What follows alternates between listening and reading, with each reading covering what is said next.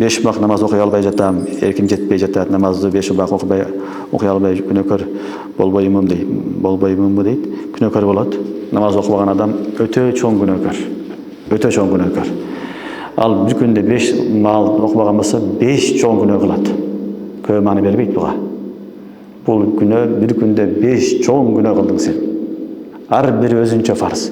Ошон үчүн Кудайдын астына барганда биринчи намаздан сураласың.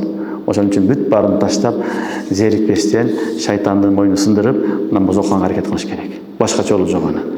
Алла Таала окугула деген окуш керек.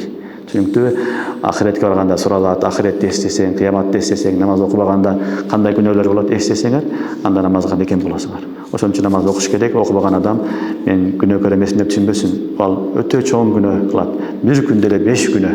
Эми ойлой бер, bir жумада не болот? 40 күнөө. Ошондо отуруп, Кудай сактасын.